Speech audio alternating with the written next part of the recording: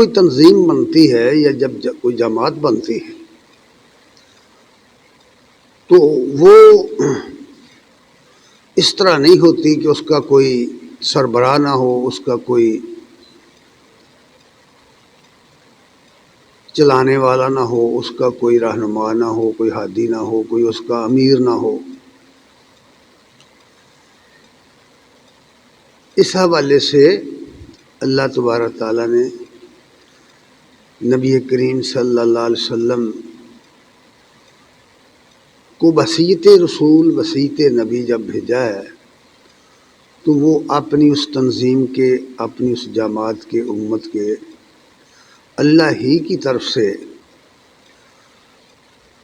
مقرر کردہ امیر تھے، ہادی تھے، رہنما تھے، اور لوگ ان کے ساتھ جڑتے گئے، ایمان لا کر شامل ہوتے گئے، تو اس طرح ایک تنظیم بن گئی۔ اب تنظیم جو ہے وہ اس وقت تک کارگر نہیں ہو سکتی، کامیاب نہیں ہو سکتی جب تک اس کے اندر اپنے ہادی کی اطاعت کا جذبہ پیدا نہ ہو، اپنے خالق کی، اپنے مالک کی اور اپنے ہادی کی جب تک وہ اطاعت نہ کریں اس وقت تک کوئی بھی نتیجہ پیدا نہیں ہو سکتا۔ یہی وجہ ہے کہ نبی کریم صلی اللہ علیہ وسلم نے اس امت کو تشکیل دیا، اس جماعت کو بنایا جس کو ہم جماعت صحابہ کے نام سے جانتے ہیں، اور پھر ان کو پابند کر دیا اور انہیں بتا دیا اللہ تعالیٰ نے قرآن مجید میں کہ اللہ تعالیٰ کو اگر تم خوش کرنا چاہتے ہو، راضی کرنا چاہتے ہو، اس کی رضا چاہتے ہو تو تمہیں اس رسول کی اطاعت کرنا ہوگی، اس کے حکم کو ماننا ہوگا۔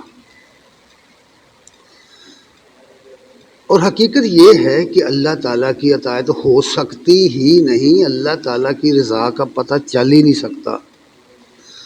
اللہ تبارک تعالیٰ کی منشا، اس کا مدعا کیا ہے، وہ بندوں سے کیا تقاضا کرتا ہے، اس کا قطعاً کوئی پتہ نہیں چل سکتا جب تک رسول کو درمیان میں نہ لائیں، جب تک رسول کی اطاعت نہ کی جائے۔ اس کی وجہ یہ ہے کہ جتنے احکام آئیں گے اللہ تعالیٰ اپنی خوشی کی اور اپنی ناخوشی کی جتنی باتیں بھی بتائے گا وہ نبی کو بتائے گا اور علم وحی کے ذریعے بتائے گا۔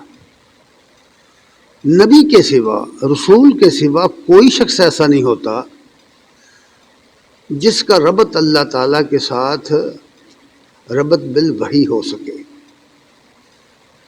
یہی وجہ ہے کہ رسول کی اطاعت کو لازم ٹھہرا دیا گیا ہے۔ جو شخص رسول کا مطیع نہیں ہے، رسول کی اطاعت سے جو شخص نکل گیا وہ اسلام سے خارج ہو گیا، وہ مسلمان نہیں رہ سکتا، کیونکہ رسول کی اطاعت ہی در حقیقت اللہ کی اطاعت ہے۔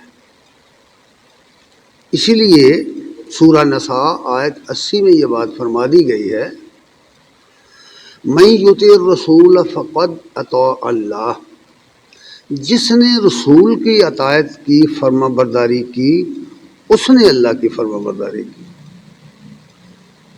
اس نے اللہ کی اطاعت کی۔ جس نے رسول کی فرما برداری نہیں کی وہ اپنے طور پر اللہ کی فرما برداری کر ہی نہیں سکتا، اسے تو اللہ کی رضا کا پتہ ہی نہیں، اللہ کے حکام کا پتہ ہی نہیں۔ اگر کوئی ایسا سمجھتا ہے تو وہ صریحاً گمراہ ہے۔ اس لیے فرمایا ہے من یطع الرسول فقد اطاع اللہ، جس نے رسول کی اطاعت کی اس نے اللہ کی اطاعت کی۔ وہ من تولی، اور جو پھر گیا، جو اس بات سے پھر جائے، جو کہے کہ رسول کی کوئی ضرورت نہیں، بس ہمارے پاس اللہ کی کتاب موجود ہے، ہم اسے خود ہی پڑھ کر سمجھ سکتے ہیں، اس کے بارے میں کہا جو اس سے یعنی اطاعت رسول سے پھر گیا، تو پھر فرمایا کہ فما ارسلناک علیہم حفیظا، تو اے نبی ہم نے اس شخص کے متعلق آپ کو نگران نہیں بنایا، یعنی ہم اس سے خود نپٹیں گے۔ یہ بات بہت باریک ہے، سمجھنے والی ہے، اور آج کل اس زمانے میں کچھ زیادہ ہی اس بات کا چلن ہو گیا ہے کہ لوگ سمجھتے ہیں کہ رسول کی ضرورت نہیں ہے، کتاب دے گے رسول بس کافی، کتاب کو پڑھو اور جو سمجھ میں آئے کرو۔ ایسا نہیں ہے میرے بھائی، رسول کو درمیان سے نکال کر کوئی شخص نجات نہیں پا سکتا۔ اسی لیے اللہ تعالیٰ نے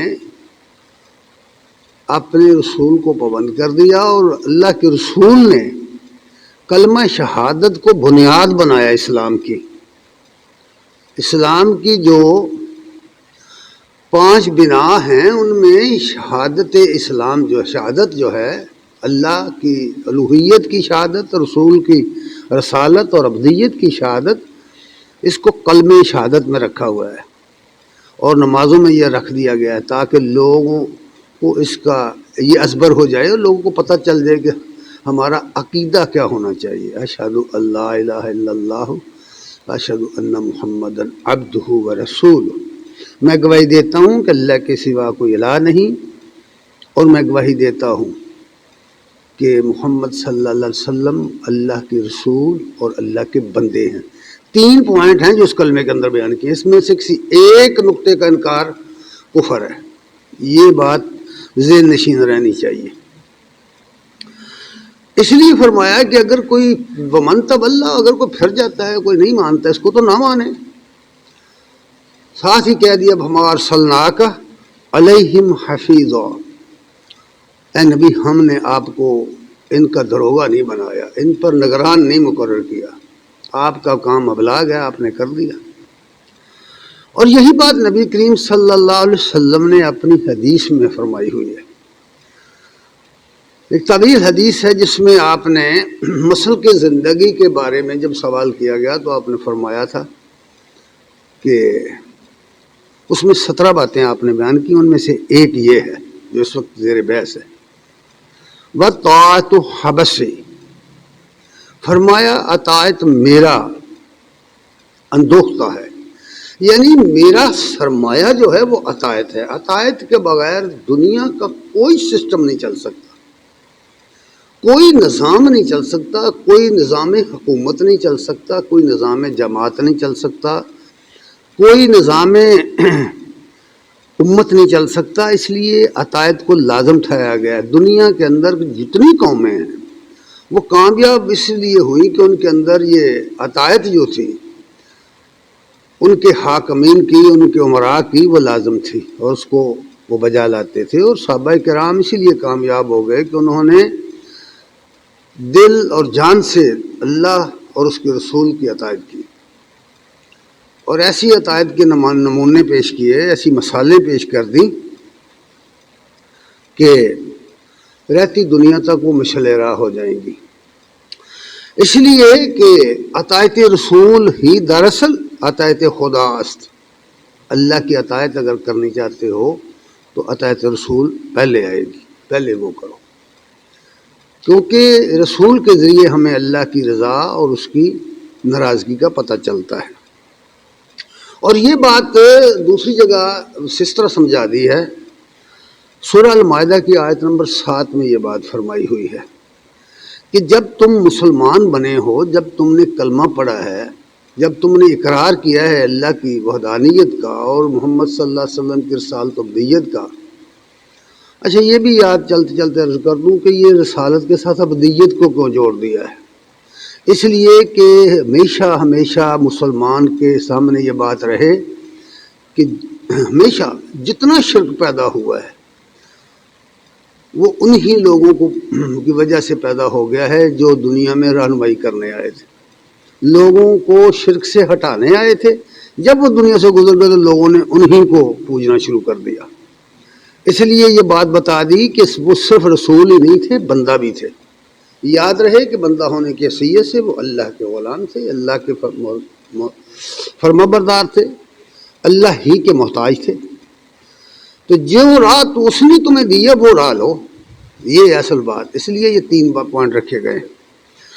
تو اس آیت میں فرمایا کہ جب تم نے اقرار کر لیا، اس کلمے کو پڑھ کے مسلمان ہو گئے ہو، اگر تم سمجھ گئے ہو، ہمارے ہاں عمومی طور پر لوگ کلمہ پڑھتے ہیں لیکن اس کو سمجھتے نہیں ہیں کہ اس کا مطلب کیا ہے۔ اس لیے اس آیت میں فرمایا وَاذْكُرُوا نِعْمَتَ اللَّهِ عَلَيْكُمْ، یاد کرو اللہ تعالیٰ کے اس انعام کو جو اس نے تم پر کیا ہے۔ یہ ایمان اور اسلام یہ اللہ تعالیٰ کا انعام ہے، بہت بڑا انعام۔ اسلام کی نعمت اور ایمان کی نعمت ہر کسی کو نہیں ملتی، یہ بہت بڑا انعام ہے کہ اس کے ذریعے آدمی کی دنیا بھی بنتی ہے، اس کی اخلاقی زندگی بنتی ہے اور آخرت بنتی ہے۔ دنیا کی کوئی چیز اور ایسی نہیں ہے جو آدمی کو فلاح نصیب کر دے، وہ صرف ایمان اور عمل ہے، ایمان اور اسلام ہے۔ اس لیے اس کو سمجھنا ضروری ہو گیا۔ فرمایا یہ اس نعمت کو یاد کرو، اس انعام کو یاد کرو جو اس نے تم پر کیا ہے۔ وَمِيثَاقَهُ الَّذِي وَاثَقَكُم بِهِ، اور اس اپنے عہد کو یاد کرو جو اس نے تم نے اس کے ساتھ کیا۔ تو گویا جو شخص کلمہ پڑھتا ہے وہ اپنے اللہ کے ساتھ یہ عہد کرتا ہے، یہ معاہدہ ہوتا ہے۔ معاہدے کو توڑنے والا معاہدہ توڑنے کی سزا سے نہیں بچے گا۔ اس لیے فرمایا وَمِيثَاقَهُ الَّذِي وَاثَقَكُم بِهِ، اور اپنے اس میثاق کو، اس عہد کو بھی یاد کرو نا جو اس کے ساتھ تم نے کیا ہے۔ اِذْ قُلْتُمْ سَمِعْنَا وَأَطَعْنَا، جب تم نے کہا تھا کہ ہم سنیں گے اور ہم مانیں گے، اطاعت بھی کریں گے اور سنیں گے بھی، یعنی پیغمبر علیہ السلام کی بات کو سنیں گے بھی کان لگا کر اور پھر اطاعت بھی کریں گے۔ اس کی مثالیں بہت زیادہ ہیں، یہاں تک کہ اگر کوئی آدمی نماز پڑھ رہا ہو اور نبی صلی اللہ علیہ وسلم مسجد میں آ جائیں اور اسے بلائیں تو اسے نماز توڑ کر مسجد خدمت میں حاضر ہونے کا حکم ہے۔ اس سے آپ اندازہ کر سکتے ہیں اس اطاعت اور سننے کا کہ نبی صلی اللہ علیہ وسلم کی اطاعت کو کس طرح اللہ تعالیٰ نے پابند کیا ہے مسلمانوں کو۔ وَاتَّقُوا اللَّهَ، اور اللہ تعالیٰ سے ڈرو، اللہ کی نافرمانی سے بچتے رہو۔ ان اللہ علیم بذات الصدور، اللہ تعالیٰ دلوں کی باتیں جانتا ہے، دلوں کے راز جانتا ہے۔ ظاہری طور پر ہم جو کچھ کرتے ہیں یہ ظاہری اعمال ہمارے جو ہیں، ہم لوگوں کو دکھلاوے کے لیے اچھے اچھے عمل کر سکتے ہیں، لوگوں کو خوش کرنے کے لیے اچھے اچھے کام کر سکتے ہیں، لیکن کوئی شخص دل پر مطلع نہیں ہو سکتا میرے دل میں کیا ہے، اور کسی دوسرے شخص کے دل میں کیا ہے کوئی نہیں جانتا، صرف اللہ جانتا ہے۔ یعنی اگر کسی شخص نے اوپر سے یہ اطاعت کی ہے، اوپر سے سنا ہے، اندر سے نہیں سنا، اندر سے اس کی یہ بات نہیں ہے تو نفاق ہے، اس کو عقیدہ نفاق کہتے ہیں۔ اور اگر اس نے سن کر نہ سنی کی ہے، سنی انسنی کی ہے، بس ایک حال کیا ٹھیک ہے سنی انسنی، اس کو بے عملی کہتے ہیں، یہ فسق ہے شریعت کی زبان میں۔ اس لیے خبردار کیا کہ اللہ اور اس کے رسول کے ساتھ تم یہ نہیں کر سکتے، جو کچھ تم نے کرنا ہے دل سے بھی کرنا ہے، جو کچھ ظاہر کر رہے ہو اس باطن کے اندر بھی وہی ہونا چاہیے۔ اس لیے فرمایا کہ ان اللہ علیم بذات الصدور۔ اور پھر دو کیٹیگریاں بیان کی ہیں اللہ تعالیٰ نے نا اپنے رسول کے سامنے، دو گروہ بیان کر دیے کہ دو قسم کے لوگ ہیں، اس زمانے میں بھی تھے جب رسول اللہ صلی اللہ علیہ وسلم موجود تھے دنیا میں، اور آج بھی ہیں اور آئندہ بھی رہیں گے، قیامت تک رہیں گے اس طرح کے لوگ۔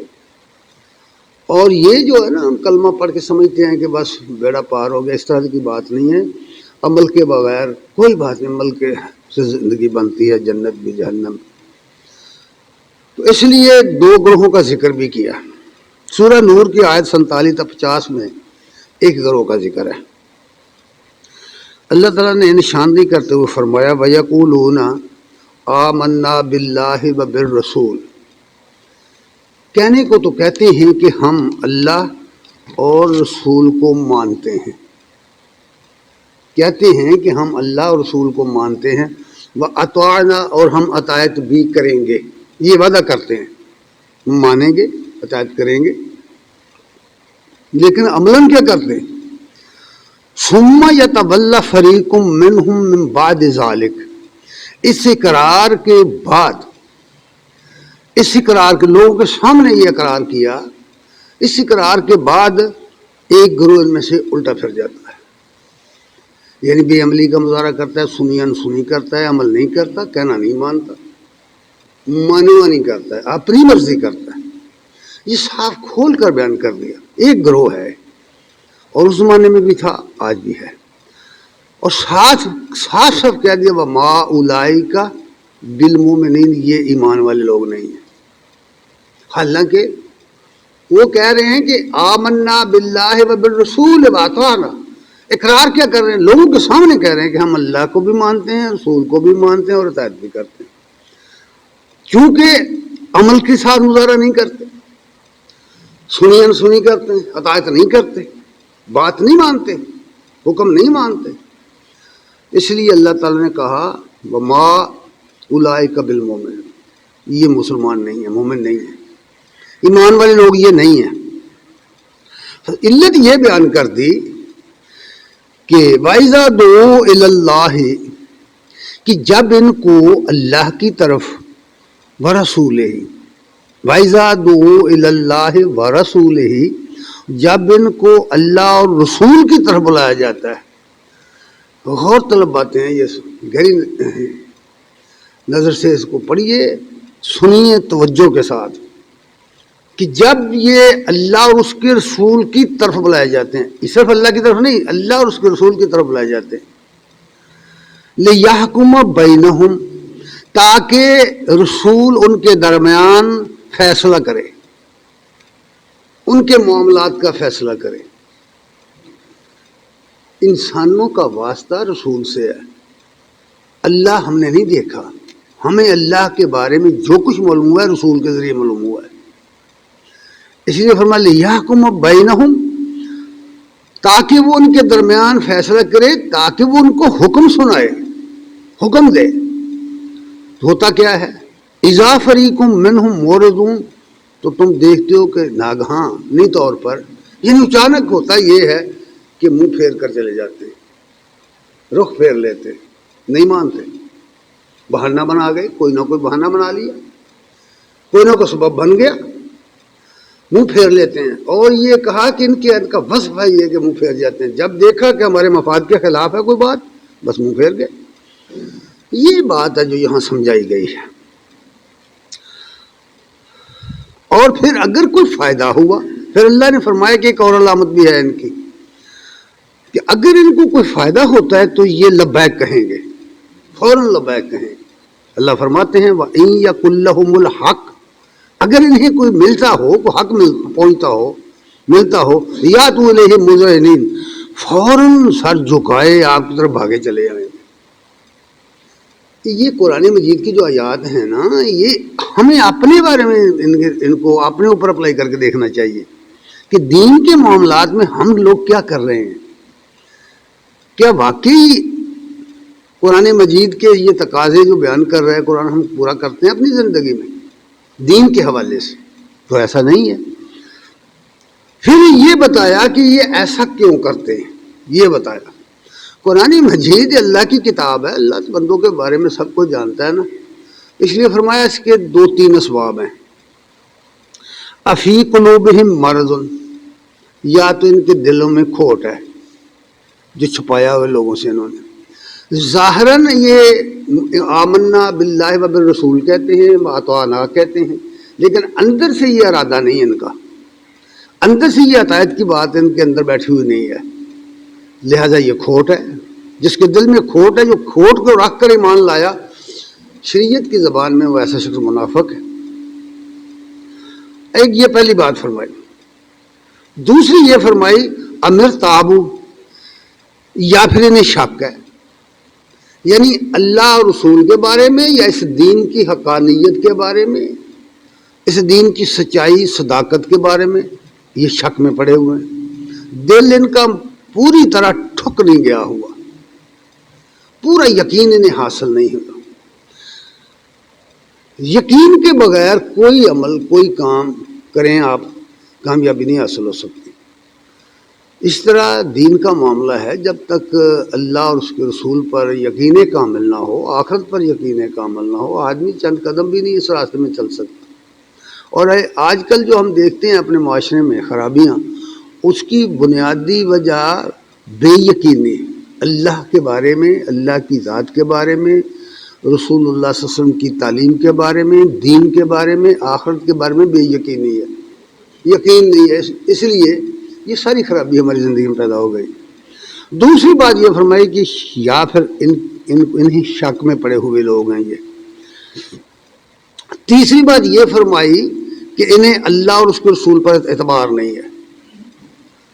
ان یخافون ان یحیف اللہ علیہم ورسولہ،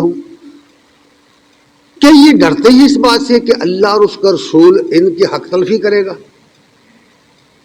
ان کو پورا صلہ نہیں دے گا، ان کی مدد نہیں کرے گا، ان کے لیے اللہ تعالیٰ اپنی رحمت کے دروازے نہیں کھولے گا، انہیں یقین نہیں ہے۔ یہ تین باتیں بیان کی ہیں، یعنی یا تو ان کے دلوں میں کھوٹ ہے، یا یہ شک میں پڑے ہوئے ہیں، یا یہ اللہ اور اس کے رسول سے حق تلفی کا ڈر رکھتے ہیں کہ اللہ کے بارے میں ان کا یقین ڈھلمل ہے۔ یہ بات فرما دی۔ پھر فرمایا کہ اصل بات جو ہے نا وہ دوسری ہے۔ بہت ساری خرابیاں ہوتی ہیں انسان کے اندر۔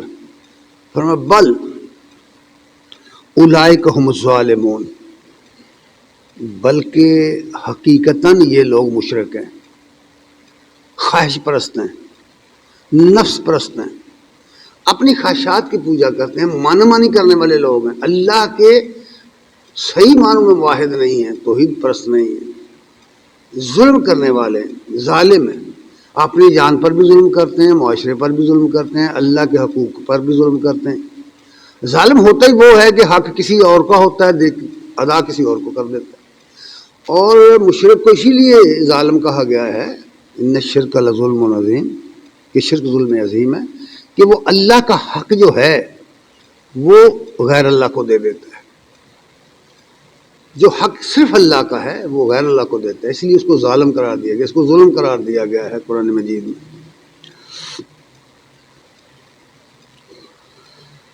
اس کے بعد پھر دوسری بات ارشاد فرمائی، یہ اس طرح کی قرآن مجید میں بے شمار آیات ہیں، اگر ان کو جمع کریں تو پوری ایک کتاب بن جاتی ہے ایسے لوگوں کی جو نشانیاں بیان کی گئی ہیں، علامات بیان کی گئی ہیں اور جا بجا بیان کی گئی ہیں، اور بڑی علامت ان کی یہ بیان کی گئی کہ جھوٹ بولتے رہتے ہیں، جھوٹ بولتے ہیں، اللہ کو بھی سامنے جھوٹ بولنے سے گریز نہیں کرتے۔ اور آج کل تو معاشرے میں جھوٹ کا چلنا عام ہے، اتنا عام ہو گیا ہے، اتنا عام ہو گیا ہے۔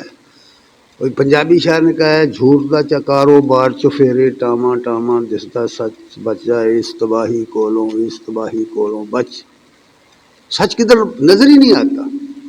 آپ ٹی وی کھول کر دیکھیں، آپ یوٹیوب پر جائیں، دانشوروں کو دیکھیں، اینکروں کو دیکھیں، صحافیوں کو دیکھیں، اخباریں اٹھا کے پڑھیں، رسالے اٹھا کے پڑھیں، جھوٹ کے پلندے، جھوٹ سب کچھ ہوتا ہے۔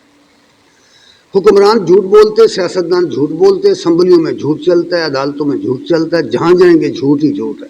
جھوٹے گواہ آپ کو چند ٹکوں میں مل جائیں گے۔ ہر طرف جھوٹ ہے، دکانوں پہ جھوٹ ہے، مارکیٹوں میں جھوٹ ہے، کہاں نہیں ہے جھوٹ۔ ظلم کی انتہا یہ ہے، لوگ حج کرنے جاتے ہیں جھوٹ بولتے ہیں، وہاں سے مال خریدتے ہیں، پھر اس کو ٹیکس بچانے کے لیے جھوٹ بولتے ہیں، جاتے ہیں تو مال لے جاتے ہیں، جھوٹ بولتے ہیں۔ عجیب و غریب تصور ہے دین کے بارے میں لوگوں کا۔ تو اس طرح یہ بات کہی گئی ہے کہ ان لوگوں کے دلوں میں کھوٹ ہے، نہیں یقین نہیں ہے، شک میں پڑے ہوئے لوگ ہیں یہ۔ اور شک میں جو شخص پڑ جائے وہ کوئی کارہ نمایاں انجام نہیں دیا کرتا۔ اس لیے یہ باتیں سمجھا دی گئی ہیں، یہ ایک گروہ ہے، اور اس کا جو بدلہ ہے، جو صلہ ہے، وہ یاد رہے بہت زبردست ہے۔ وہ کیا ہے؟ وہ اللہ کی ناراضگی ہے، وہ جہنم ہے، اس کے لیے جہنم ہے۔ قرآن مجید میں اس کو بڑی تفصیل سے بیان کیا گیا ہے۔ اس کے بعد دوسرا گروہ بیان کیا کہ دوسرا گروہ جو اصل مطلوب ہے اللہ کا، اللہ اور رسول کو جو مطلوب لوگ ہیں اور جن کے ذریعے کوئی دنیا میں انقلاب آ سکتا ہے، وہ کون لوگ ہیں؟ وہ پہلی شرط وہی ہے کہ وہ اطاعت کرنے کا اپنا حق ادا کریں گے کہ جس حق پر وہ ایمان لائے ہیں اور جس رسول پر وہ ایمان لائے ہیں اس کی اطاعت میں وہ ذرہ برابر بھی کوتاہی نہ برتیں، وہ اس کے اشارہ ابرو پر عمل کریں، تب انقلاب آئے گا۔ اور یہی بات تھی جب صحابہ کرام کا زمانہ تھا تو اسی بات نے انہیں کامیاب کر دیا تھا، ان کے اندر ڈسپلن پیدا ہو گیا، تنظیم پیدا ہو گئی، جماعت بندی بن گئی۔ یہ اگر وہ نظریہ پیش کرتے اور کوئی جماعت بندی نہ ہوتی، کوئی تنظیم نہ ہوتی تو کچھ بھی نہ ہوتا، کوئی انقلاب نہ آتا۔ دوسرا گروہ جو ہے جس کو صادق کہتے ہیں، صادق اور امین گروہ جو ہے، اس کا ذکر بیان کرتے ہوئے فرمایا ہے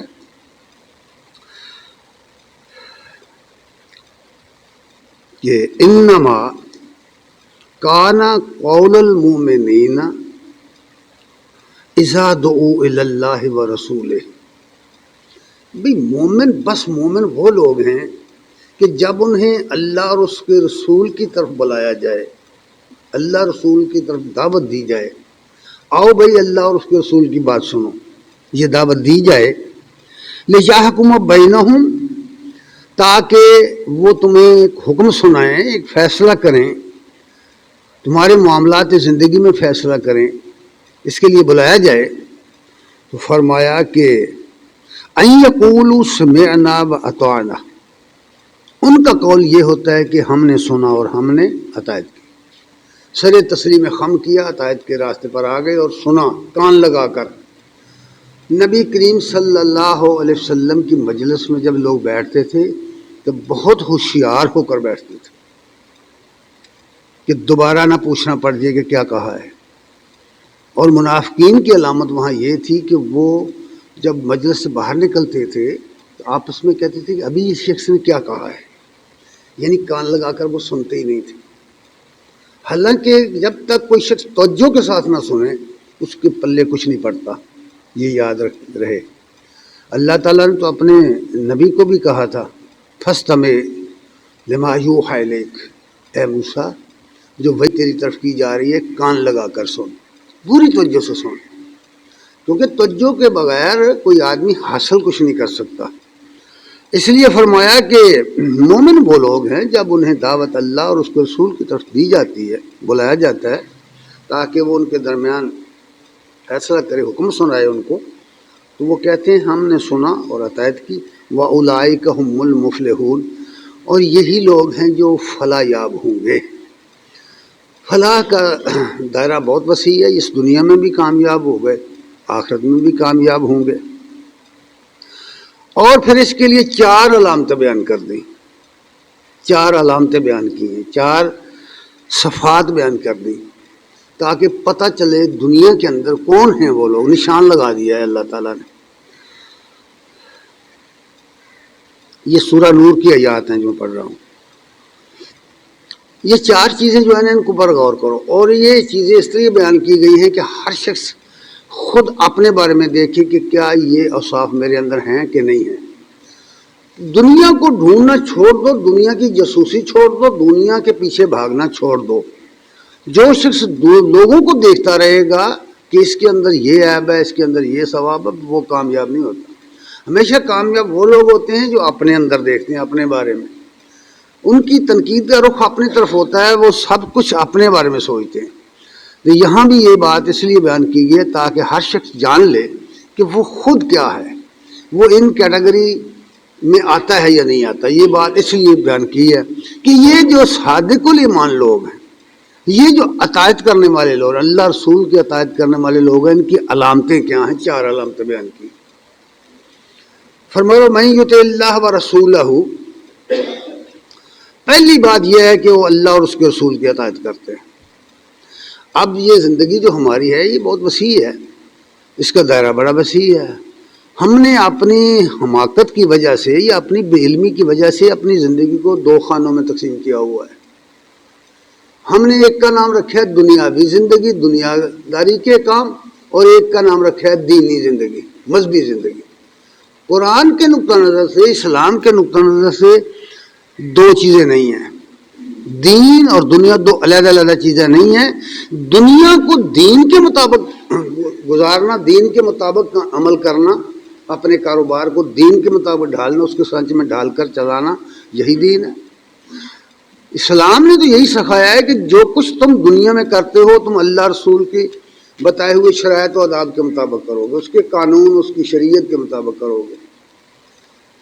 خواہ تمہارا تعلق کسی بھی شعبہ زندگی کے ساتھ ہے، تجارت میں ہو تو تجارت اس طریقے سے کرو گے، عدالت میں ہو تو عدالت اس طریقے سے کرو گے، سیاست میں ہو تو سیاست اس طریقے سے کرو. تو اس لیے یہ باتیں فرما دی چار. پہلی بات یہ ہے کہ من یطع اللہ و رسولہ، پہلی یہ ہے کہ اللہ اور اس کے رسول کی اطاعت. اور اللہ رسول کی اطاعت جو ہے یہاں بار بار تو کہا گیا ان کنتم تحبون قل ان کنتم تحبون اللہ فاتبعونی، ان سے کہہ دو کہ اگر تم اللہ کو خوش کرنا چاہتے ہو، دوست رکھتے ہو، تو میرے قدموں پر قدم رکھ کے آؤ، میرے پیچھے آؤ، میرے پیچھے چلو، نقش قدم پر چلو. تو نقش قدم یہ تو نہیں ہے کہ آپ کاروبار کوئی اور کرتے تھے پھر دین کے کام اور کرتے تھے، اس طرح تو نہیں ہے. نبی کریم سے پوری زندگی ہمارے سامنے کھلی کتاب کی طرح ہے.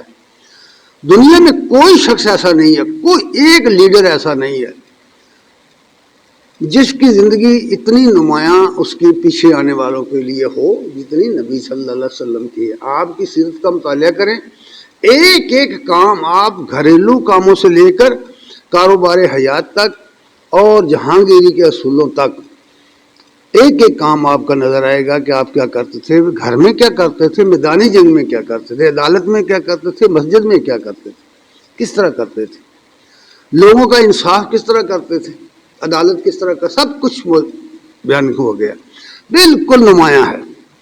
یہ پہلی چیز ہے اطاعت خدا اور رسول. اور کامیابی کوئی آدمی حاصل کر ہی نہیں سکتا، جیسے میں نے پہلے کہہ دیا کہ اگر وہ رسول اللہ صلی اللہ علیہ وسلم کی اطاعت نہیں کرتا تو اللہ کو راضی نہیں کر سکتا، اللہ کی اطاعت نہیں کر سکتا. اطاعت رسول کے ذریعے ہوگی. وہ دوسری بات فرمائی وَيَخْشَ اللَّهَ، کہ وہ اللہ سے خشیت رکھتا ہے، اللہ سے ڈرتا ہے کہ نہیں ڈرتا. اگر کوئی شخص اپنی ظاہری زندگی میں اس طرح کی اس کا زندگی کا سٹائل یہ ہے کہ صاف ظاہر ہے کہ یہ دین کے خلاف سٹائل ہے، ہم سمجھ سکتے ہیں اپنے بارے میں، اچھی طرح جان سکتے ہیں کہ یہ جو میں کر رہا ہوں، جو میرا سٹائل ہے زندگی ہے، کیا یہ وہی سٹائل ہے جو اللہ اور اس کے رسول کی مرضی کے مطابق ہے. سٹائل کا مطلب یہ نہیں ہوتا کہ لباس کون سا پہنا ہوا ہے، بیٹھتا کس طرح ہے، کھانا کس طرح کھاتا ہے، یہ نہیں مطلب یہ ہے کہ ان اصولوں کو اپنایا اس نے کہ نہیں اپنایا. مطلب یہ ہوتا ہے کہ اپنی زندگی میں وہ اصول اس نے اپنا رکھے نہیں یا نہیں. تو اس لیے دوسری چیز فرمائی وَيَخْشَ اللَّهَ، خشیت الہی جس کو کہتے ہیں، کہ اس کی زندگی پر اس کا غلبہ ہونا چاہیے تاکہ وہ برائی سے بچ سکے. کسی بھی موقع پر برائی کے مواقع یہاں زیادہ ہیں. جس طرح کا ہمارا معاشرہ ہے، یہ اس معاشرے میں برائی کے مواقع زیادہ ہیں، بھلائی کے مواقع بہت کم ہیں، یاد رکھنا. کیونکہ جب اب ہر طرف برائی کا ہی سیلاب ہو، ہر طرف منکرات کا سیلاب ہو، ہر طرف جھوٹ کا چلن ہو، ہر طرف دھوکہ ہی دھوکہ ہو، تو بہت مشکل ہو جاتا ہے. اپنے آپ کو بڑے محتاط طریقے سے آدمی کو چلانا پڑتا ہے. اس لیے پہلی دوسری بات فرمائی یخش اللہ، کہ خشیت الہی اس کے دل میں ہونی چاہیے، اللہ کا ڈر.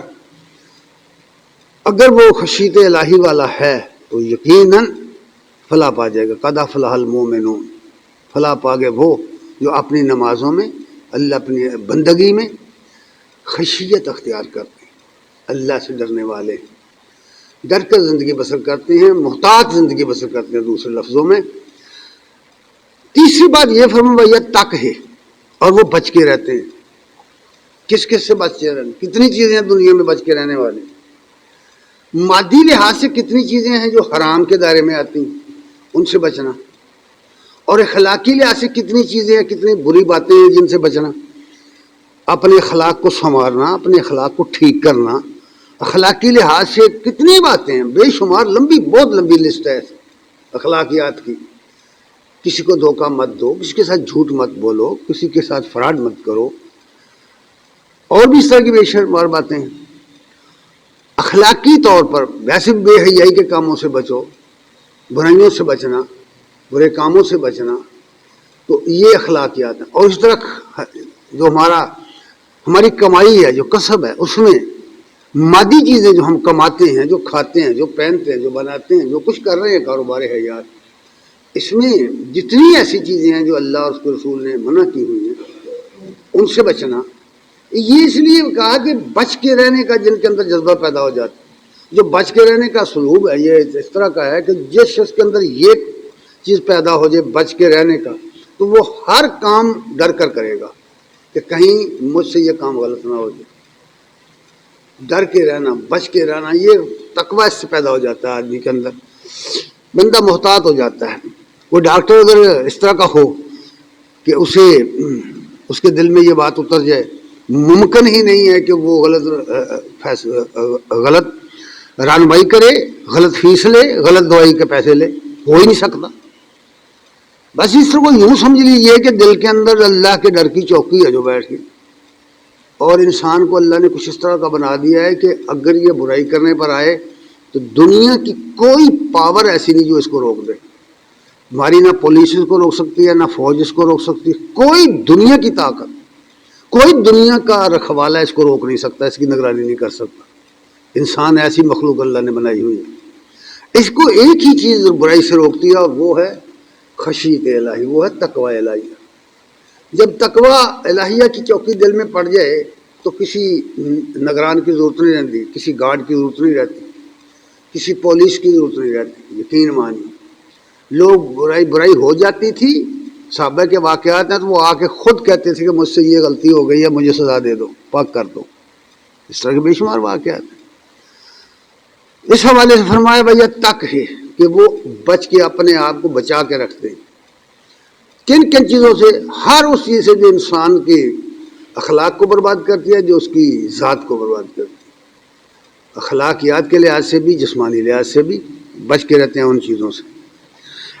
ان کے بارے میں فرمایا فاولئک هم الفائزون، یہ لوگ ہیں کامیاب لوگ، کامیاب زندگی گزارنے والے لوگ یہ ہیں. اس دنیا میں جس طرح کی زندگی بنائے گا، کوئی اپنی شخصیت بنائے گا، کل قیامت کے دن بھی اسی شخصیت کا پرتاؤ آئے گا.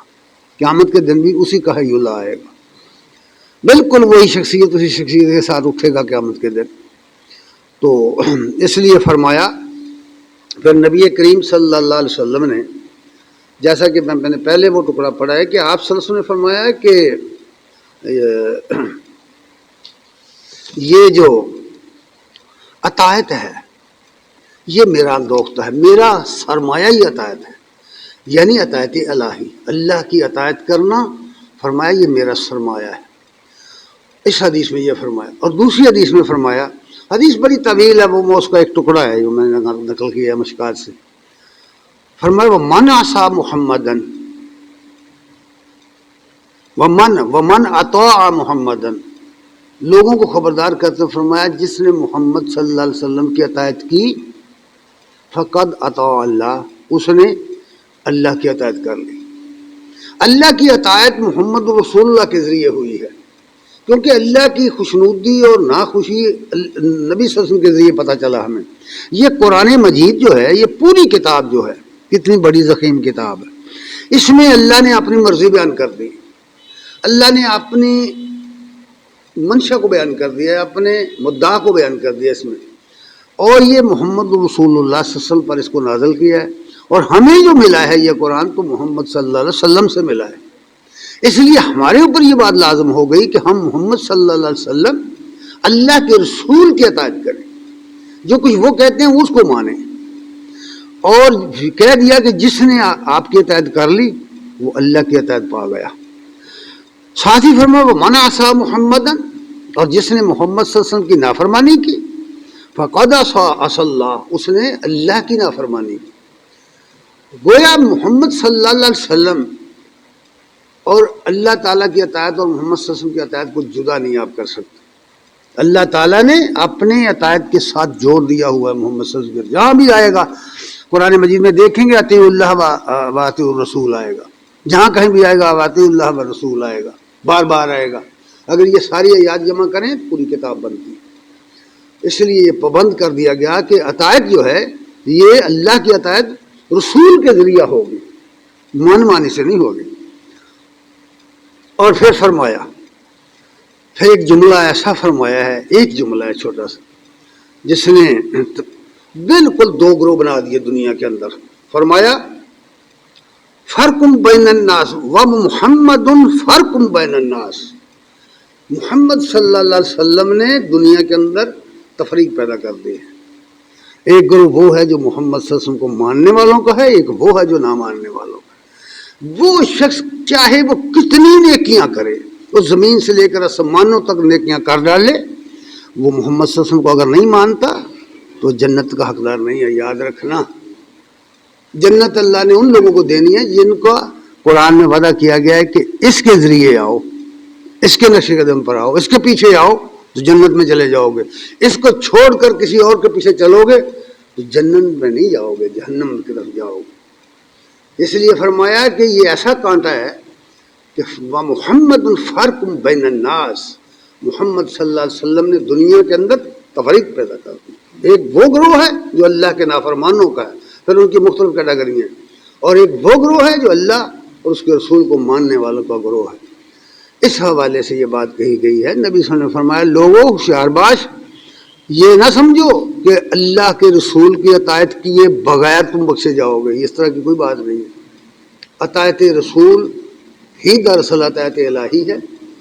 اگر تم جنت میں جانا چاہتے ہو تو اطاعت رسول کو مضبوطی سے تھام لو، اطاعت رسول کی فکر کرو.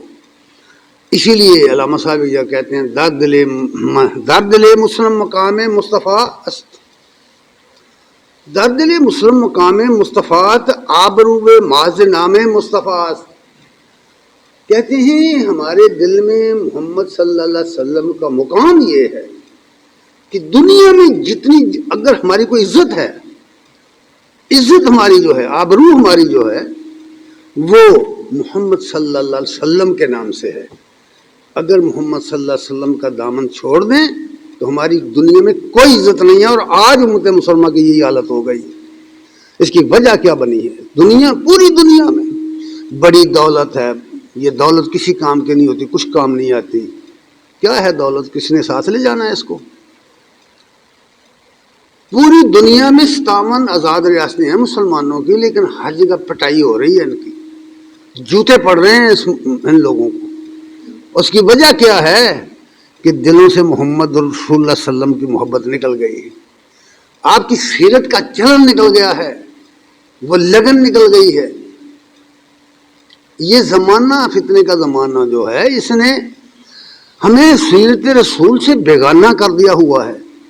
ہم بڑی بڑی آئیڈیل کچھ بناتے ہیں، لیکن ایک اللہ کے رسول کو آئیڈیل نہ بنا سکے.